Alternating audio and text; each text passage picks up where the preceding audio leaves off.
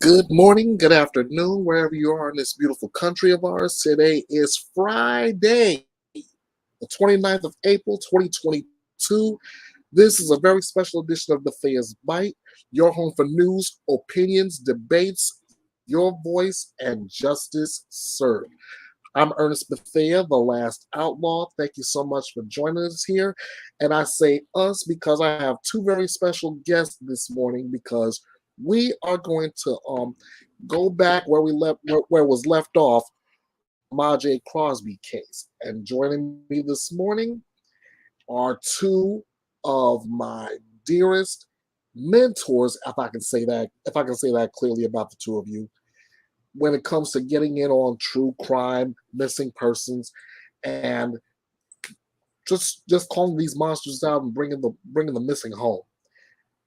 Joe from Darkness Exposed, how you doing? I'm very good. Thank you for having me. So it's an honor. And from Chapters of Crime, Avery Shannon. Hi, thank you for having me. It's again an honor. So quick house cleaning. First of all, be sure to follow our guests either on their respective YouTube channels or their respective Twitters. Darkness Exposed, where can we find you? You can find me at Darkness Exposed, and on my socials, you can find me at Dark to Light. So the dark, the number 2, light, TC for true crime. And Avery? Oh, my Twitter is it's at Chapters of Crime, and my YouTube is Chapters of Crime, and actually my Instagram is Chapters of Crime. Nice. All right, And as far as Bethea's might Reloaded, 5 points of contact. Facebook, on my personal page, The Last Outlaw 316, at Bethea's Might Reloaded on that page. Twitter at EKB316, YouTube, user/EKB316, message form, Bethea'sBite.com, email kingofhearts316_09 at outlook.com. So now that all the house cleaning is out of the way, everything's taken care of, I am now going to turn the floor over to both Joe and Avery, picking up with part 4. Am I getting this right? Part 4. No, this is part 3. Yeah, this is part 3. Yes, part 1 is on Chapters of Crime. Part 2, where we started to read the DCFS report, it is a 22-page report, so we won't even still be able to get through it even today, because it really is a lot to digest. And I have been doing as much research as I possibly can. There's a lot of interviews on YouTube and other social platforms of the key characters and the persons of interest in this case. Avery, do you want to go ahead and give the kind of nuts and bolts of the case of, what happened to the precious Sema'J? absolutely. So Sema'J she was killed by being put inside of the underbelly of a couch in her home, and her mother reported her missing, and it took them an entire day to actually search the home, and they found her in a couch that sits only 2.5 feet. If I'm gonna have to pause, there is a man here in my yard, and I don't know. Okay. Uh-oh. I can pick it up. So this happened back in 2017 in Joliet, Illinois, which is a suburb of Chicago. Sema'J was 17 months old, and precious baby. She was reported missing, and with very suspicious circumstances, and what the what the people who were at the house, what they said just wasn't aligning with their their behaviors were not aligning with their stories. It's still unsolved. Sema'J still does not have justice. She was failed by the Department of Children and Family Services. And now the state of Illinois is just, in my opinion, trying to buy the family off by awarding a $6.5 million settlement to the siblings of Sema'J. And I hope and I pray that that settlement is given, a trustee is appointed that is not the father or the mother.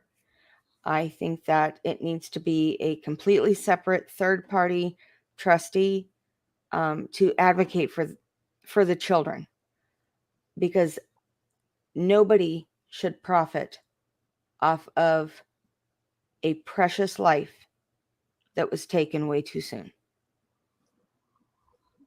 Agreed. That I You totally guys, agree. I am so sorry, but I'm gonna have to hop off. There's a guy in my yard, and we have a gas leak out here somewhere. Oh Oh, no. Okay. That's what wow. he was walking through with like this long stick looking thing, and he just come right on into my yard and walked around the side of my house, and I'm like, "Excuse me, what are you doing?" And he said they're following a gas leak and they think it might be on my property. So I'm so Oh sorry. no. No, that's okay. Oh no. Keep me posted. Text me and let me know. I I will. make sure you're okay. I will. I don't smell Okay. gas, but I don't know. So, but I'm so sorry. No worries. No worries, my Okay. love. All right. Okay. Bye. Bye. Man, oh man. Oh my That goodness, gas leaks. That's nothing to mess that's with. something to mess Oh, with. my prayers go out to Avery and her family. As do mine. Please keep Avery in your thoughts and prayers. Hmm. So Sema'J, like I said, she was 17 months old. So not only was she found 30 hours after she was reported missing, she was found deceased under the couch, like Avery said. DCFS had been there at that house 3 hours before Sema'J had been reported missing, and the family had been involved with DCFS since the earliest that I have seen, just based on this report, is 2015. So they have a history.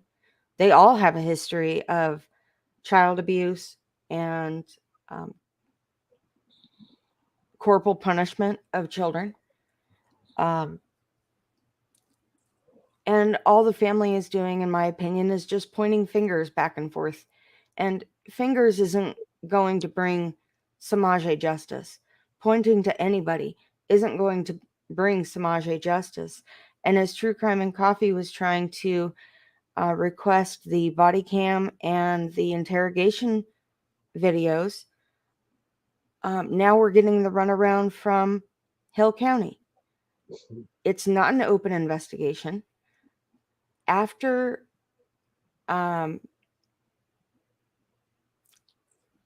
she was found deceased, and after her funeral, which it was an absolutely beautiful service, and I don't even like to see tiny caskets, but it was absolutely beautiful, beautiful going home celebration for Sema'J. And in the wee hours of the morning, the night following the funeral, the house burnt to the ground, along with any evidence that was in that home.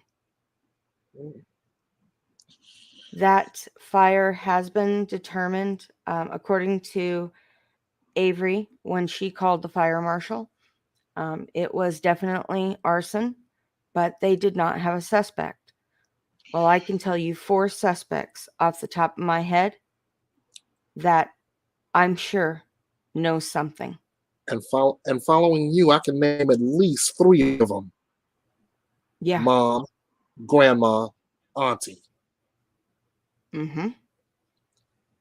And your The fourth is let's see, there's Darlene, that's grandma. mm-hmm. There's mom, Yep, there's Lakeisha, yep. and I'm not sure if Lakeisha's boyfriend was there. I believe he was. But I would have to go back and look at I have so many notes on this. Now, It's now, my notes now, are never ending on this case. on my own emotional end, Joe, um, the only reason why this case sickens me like it has is simply because that Sema'J still hasn't gotten justice. Exactly. And you know what? It's not just her. There's so many other cases that we're starting to dig into. And cases that that have I've never seen on the news. Um and I believe that every you know when when a child is taken too soon by abuse or neglect, um that child deserves to have their story told. That child deserves an advocate. And if nobody else in the family is going to advocate for that child and all they're going to do is point fingers, then who's going to step up and say, hey, Sema'J was Sema'J's life mattered. Exactly. Exactly. I just did an opinion piece on yesterday about how the media will pay attention to certain some cases for like a good, say, 15 minutes, and then you don't ever hear from it barely again. Yeah. Yeah. I mean, it's, even with the larger cases, that still have the media coverage, um, Summer Wells, Harmony Mm-hmm. Montgomery, Mm-hmm. um, even Oakley Carlson, she gets local coverage, but very few and far between that she gets national. And it's sad. And it It shouldn't be is. that way. It really shouldn't be that way. Mm. There's kids dying every single day. Yeah. There's a report that happened yesterday, I believe. Let me just double check. And True Kind Coffee just hit the nail on the head. It's saying that we have to be the ones to be their voice. That Yes, is when so they no true. longer have a voice. They no longer have a yes, please watch those men. Yes, ma'am. Avery, please watch those men. Please. Um but just a very, very disturbing arrest in Oklahoma. And I'll be covering this on my channel. But I mean, this just shows how depraved this world is. A Mm. 2-year-old was pulled from the pool. CPR was performed, but she later died. And Oh my. her injuries were consistent with SA. Oh my God. There's another, You and gotta. You get. I mean, it's like, you have why? got to be kidding me right now. No, I saw this come over at I follow a lot of news agencies, and I saw Mhm. it come over as breaking news last night. Oh And my God. I just can't I I can't. And there's another case where twin 4-year-old girls died the same way Oh recently. Jesus. An 8-month-old in Alabama died the same way. I remember watching the trial for Charity. Is it? Hang on. No, Cherish. Sorry. Cherish Periwinkle. And I thought that was the worst that it could get. But it's not. Oh my God, oh my God, oh my God. Evil truly exists in this world. Yeah. And if we don't bring it to light, if mainstream media, they focus on reaction. It's reaction content. It's always reactionary. What happens? Somebody gets shot. It's reactionary. It gets on the news. We need to get more involved with awareness and prevention. Agreed. Absolutely. Now I can see how you came up with the name Darkness Exposed. I keep thinking and referencing the late great Johnny Cash and his song "God's Gonna Cut You Down." The lyric explicitly says, "You can throw your rock to hide your hand, working in the dark against your fellow man. But as sure as God made black and white, what's done in the dark will be brought to the light." Will come to light. Yep. Well, that's a scripture as well. Yes, it is. Yes, it is. And I love Johnny Cash, so that's who didn't? Who didn't, right? But yeah, so we are, we've still got to advocate for these kids. Absolutely. Because we're their voice. We're, and in this case, the mom has some cognitive difficulties. I don't know how big, how problematic they are. Right. But according to an interview that I watched by the godmother, she was in school. She was going to school. The godmother is hell-bent on the fact that these people were taking advantage of her because she had the Section 8 voucher. She had the food stamps. She had the temporary assistance, the cash assistance. Because that house was a revolving door. I know, and to this day, I've heard two maybe conflicting reports that still leaves me asking the same question. I've heard there was up to 15 people in there, and I've heard there was up to 30 people in there. Now, yeah, I've heard there's been up to. Oh, I'm sorry, I just walked on you. Go ahead. I was gonna say, but I know that I've heard that the house was about 860 some odd square feet. Yeah, and it still boggles my mind how many people were they able to squeeze in there. Right. I mean, it seems like a sardine can, That was my exact thought. Oh, I said, is that a house or a sardine can? Right. Yeah. I mean, I've heard that up to 30, and then I heard at one point that there were 15 children in the house. And it's just, so it's mind-blowing to me. And you took the words right out of my mouth. You took the and words the fact right that out of my mouth.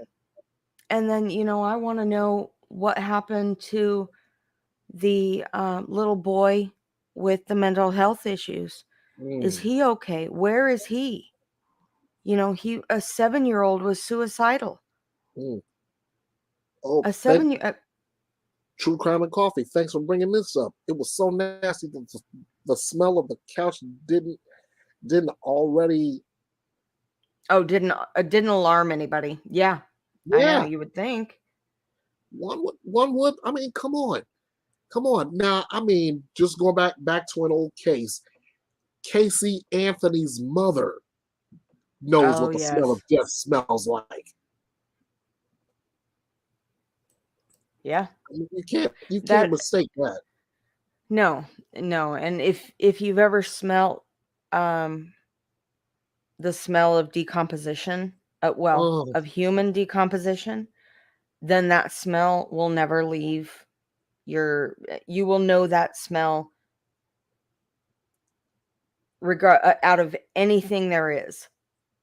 You could have the that's one. most powerful air freshener or whatever to kind of clear your sinuses, but if you walk up on something that is human decomposition, that is a smell that you'll never forget.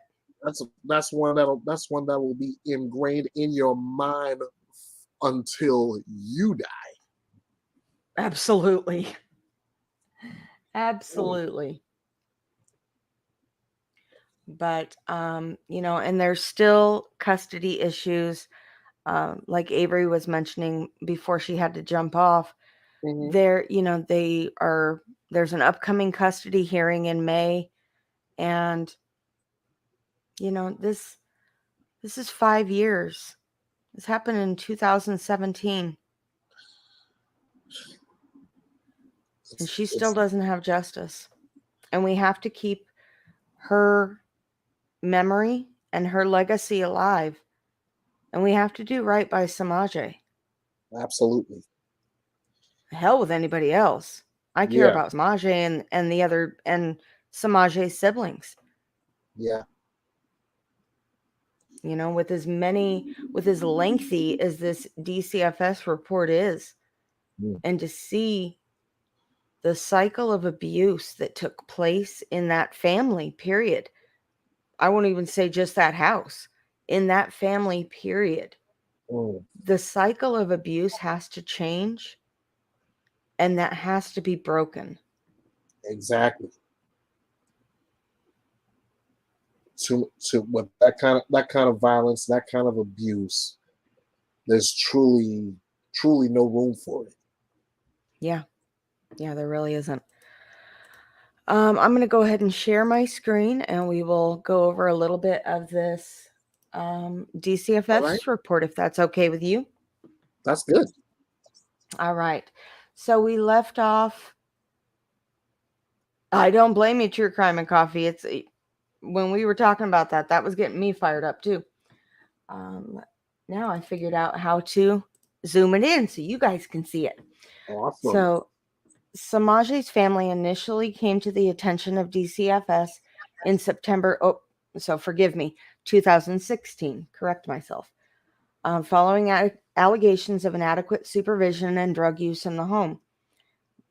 These allegations were ultimately unfounded, and an intact family case was opened in order to provide the family with housing support and parenting assistance. Now, I'm going to go back to the fact that they, because this is a common thread that, these allegations were ultimately unfounded. No, they were ultimately covered up, and DCFS didn't see them.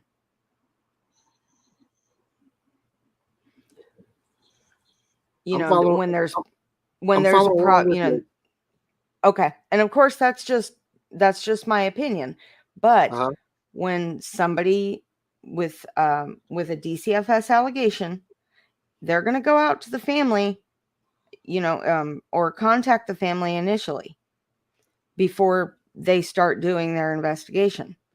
Well, they're going to give the collateral contacts that will give them rave reviews. They're going to make sure that everything is, packaged up like a little bow for Mm-hmm. DCFS, so that DCFS does not find things. But in this case, DCFS neglected to open their eyes. So they got housing and parenting assistance. Following the open of the intact case, there were 4 additional investigations assigned to the 3 child protection teams, alleging medical neglect and excessive corporal punishment by Cherie Gordon in regards to her son. 3 additional allegations of child maltreatment were reported and investigated related to other adults living in the home. I honestly wonder if that is the son who had the suicidal ideations. And if it's because of the excessive corporal punishment of why he was in that mental state. Kind of reminds me right now of the Third case. That 14-year-old who's been in that 8x8 prison. He didn't want to live back there with that family anymore because of him being put in that prison constantly. Right. Ooh. Hey, Sunshine, glad you're here. Yay. Oh, let's see. So yeah, that's very interesting that obviously the name is redacted, but I just wonder if that's the little boy that was having the mental health concerns. That's something we wonder too. I mean, I wonder where that boy is now. There's no excuse for that. No, there's not. 3 additional, let's see, we already went over that. During the first several months after case opening, the caseworker completed weekly visits at minimum, at which point she transitioned to biweekly. Ongoing caseworker supervision is documented. Records indicate that the agency began the paperwork to prepare for case closing prior to April 24th of 2017.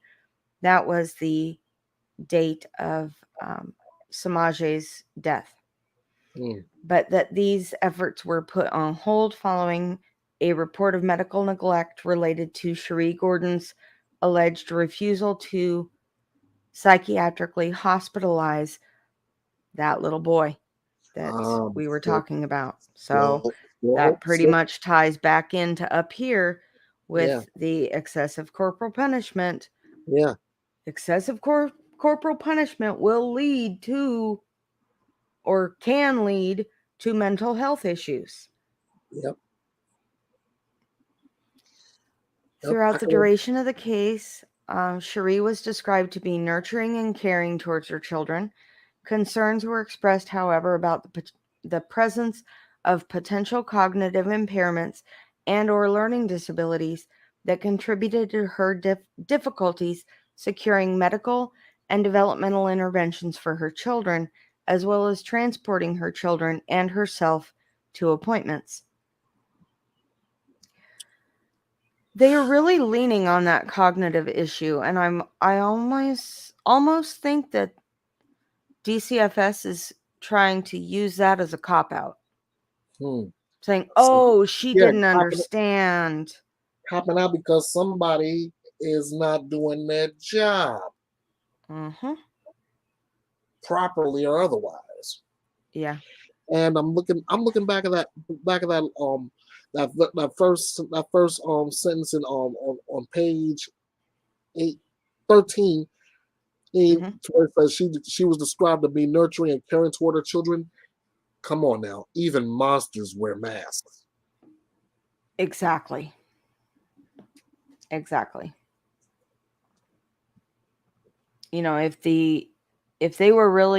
If she was using excessive corporal punishment, then of course the children are not going to be open and honest about their abuse.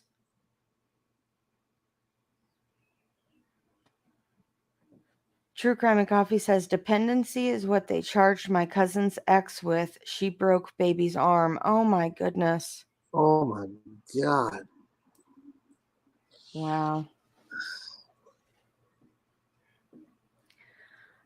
Let's see. So Cherie, who is mom, self-reported a history of developmental delays for which she received SSI, though she was uncertain of specifics.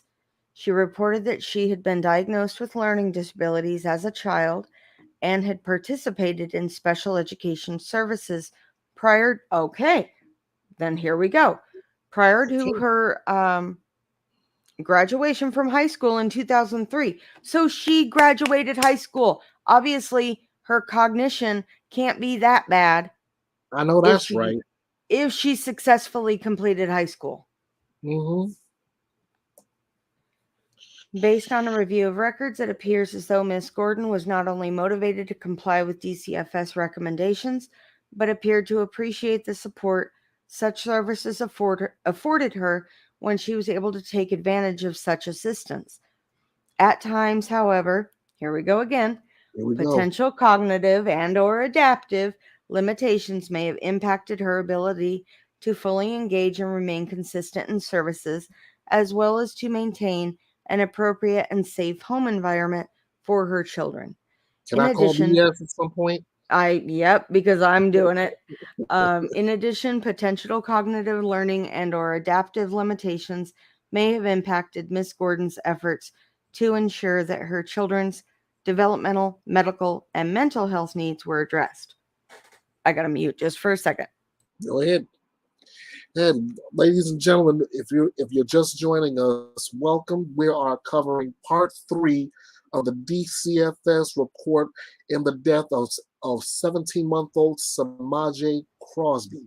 This is Bethea's Byte, your home for news, opinions, debates, your voice, and justice served.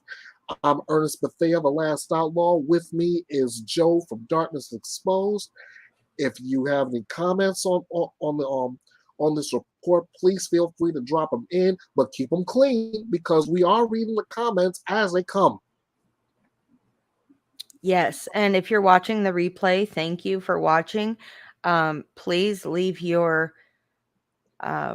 messages of justice for Sema'J, and because that's what we're fighting for. We're fighting for her justice. Absolutely. And we probably won't go too in depth on this report today, because I definitely want to get Avery's take on the fact that they are bringing up so much that this report is really, really bringing out the cognitive and developmental delays and limitations and all of that. And I really, really think that DCFS, I mean, ultimately they dropped the ball. We know they did. Hold the phone. True Crime and Coffee just added this. She says she couldn't take care of them at the time. Neglect wouldn't even stick. Wow. Who would? It's awful. I mean, the amount of cases that I see when I go digging, because I look almost daily for infant hospitalizations, or anything in relation to abuse. I have I follow a lot of news agencies nationally and internationally. Wow. And statistics even say that 5 children die every day by abuse or neglect. That's too much. That's way too much. I mean, that's way too much. God. One is too many. One is too many. Mm-hmm. And like right now, it's not just this 5-year-old case. We got a case out of San Francisco, barely a month old, and still we got one of the suspects on the run. Yeah. Sunshine 1979. She's saying, yes, girl, it is overwhelming how many of these cases never make it to the news or just are in a local paper. Sunshine. Yeah. Please refer to my commentary on yesterday. I did a video on commentary yesterday, is talking about how the media will cover these cases for about a good 15 minutes, and then you never hear from it again, if ever. Mm-hmm. It's exactly. It's like 15 minutes we're on this 5-year-old case. 15 minutes later, they're right back on Johnny Depp and Amber Heard. Right. Right. It's all about, because drama sells, and I get that. But I'm here for the kids. I'm not here for That's it. drama. That's right. And Sunshine adds in saying she's working on a case for upload today that she found on a 911 call that I was looking for unheard cases. Oh, good, good, Don't good. blame. I like that. And just to show the level of depravity in another state, I did a video this morning on a Boston police officer that changed his plea from not guilty to guilty. He was in court on Mhm. Monday.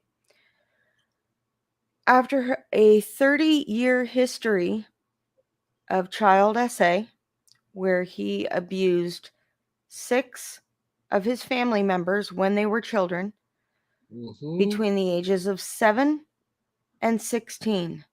Ugh. Boston police knew there was an internal affairs investigation done in 1996 that concluded that evidence supported that of what he did, and yet he went on to become the president of the Boston Police Union. No. Yes. Oh my And you know how God. long he's been his sentence? Now, granted, he's 67, so I hope he dies in prison. But the mandatory minimum is only 10 years. So that means if he gets out at the 10 years, 77 years old. Hmm. And these days, 77, that's still young. Yeah. My mom's 75. She's in one now, much better health than she was. Couple of comments She had came a in from True stroke not that Comment. long ago. Couple of comments came in from True Comment Coffee. First off, everyone worried about if Amber dookied on the bed. Ouch. Yes. Have you watched the trial, Bethea? Oh, I have not seen that. But then Oh again, my! There have been some hilarious moments. I will the defense attorney objecting to his own question. Yesterday there was a part about having the male genitalia, and oh, it was yeah. Sunshine said she. When I said watch my replay about the we're on commentary about how much media coverage the missing is getting compared to celebrity trials with like Johnny Depp and Amber Heard. Sunshine agreed, says she watched the replay. Yes, I even tried to do the 3-year-old from Oklahoma, and the Depp case came up. Frustrating. Not only that I don't care about Johnny, but he has plenty of coverage. So true. Right. Exactly. I mean, everybody's taking the trial and they're condensing. There have been some funny parts of the trial. I'll give them that. How you But doing, Nisi? but it Good. shouldn't be all we've heard about for the last however many weeks we've been hearing about it. Yeah. Hi, Nisi. Good. It's good to have you on here, Nisi. Yes, And yes, very good. This is such a sad case. Very sad case. Very sad case. So here they go again, talking. Well, let's see. No, we weren't down here yet, but they're just still trying to use the cognitive issues. I mean, unless they are that significant, which I don't see her being able to successfully graduate high school. But she And did. according to, yes, she did. And according to the not the mother-in-law, according to the godmother, she was going to school. So if she was going to school and already graduated high school, then that means she was in college. Obviously, there's not that much of a concern with her cognition. Now, maybe mentally, more of a mental health issue and not a cognitive issue. Maybe there was behavioral component to it. But, when I think cognitive or adaptive limitations, I think, okay, was she on the spectrum? How severe? If she was on the spectrum, where was she on the spectrum? That's it. And, I mean, my son is on the spectrum, so Mm. that's why I want to, is it something that we're looking at more of like borderline personality disorder, psychosis, schizoaffective disorder, something like that? Is that where the cognitive issues are, or is it cognitive as if she's on a spectrum? So that's something I'd love to know. But of course, her medical records are not public because of HIPAA. And I am certainly not a doctor nor a psychologist, just somebody who loves science. And I worked in the medical field for many years. Mm. I'm technically in that area myself. I'm a direct support professional. I help to Oh, take okay. care of those who are intellectually and developmentally disabled. So, in a way, I could say I have a little stake on that. Yes. So with that being said, there's a total difference between the those that are disabled, and obviously she's disabled to some degree because she's on SSI. Right. So she's definitely disabled, but she was grown enough, let's put it like that. She was grown enough to have these kids. She's grown enough to take care of them. There you go. They say that Miss Gordon's functional abilities should have been more thoroughly investigated and potentially formally assessed. So that's I think let's go ahead and stop there, because I think we need Avery for this part. With her Agreed. having the psychology background, I really think that, Uh-huh. well, I mean, she's a psychologist, so because this is now where we're getting into most, about her history and mental health struggles.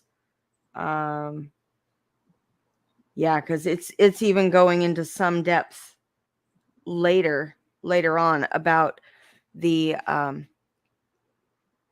mental health and cognitive function of the key players here. So Hmm. yeah, It, I do too. it's a, True Crime and Coffee. I definitely want her to help us break this down. amen. We got this. This is definitely needed. Mm-hmm. Absolutely. So I think we will say, okay, that's what we did for part 3. Unfortunately, not nearly as long as we did on the on other, but I just hope that Chapters of Crime is okay. I Same know here. they were digging up her yard. I saw that in the comments, and that there's a potential gas leak. So please keep Avery Shannon and her family in your prayers. Absolutely, absolutely. Thank you for And having me. of course. In fact, of everybody that's inspired me to get in on this community, you, Avery, Arctic Fox, the three of you have a long-standing open invitation anytime. Aw. Well, thank you. Thank you. I appreciate that. Um, Mhm. this is a somewhat new journey for me as well, and I'm excited where this journey will take us. All right. All right. Well, Thank you, Sunshine. You guys are amazing. oh, I love you all. Absolutely. All right. Well, I will be Ladies, sign. I got to sign off. I got to go check on my son real quick because I just heard him I'm gonna, I'm, downstairs I'm, hollering at me. I'm gonna sign off on this too. Ladies and gentlemen, thank you all so much for joining us. Like she said, keep Avery Shannon and her family in prayer. Follow her on her socials. Follow Joe and Darkness Exposed on her socials.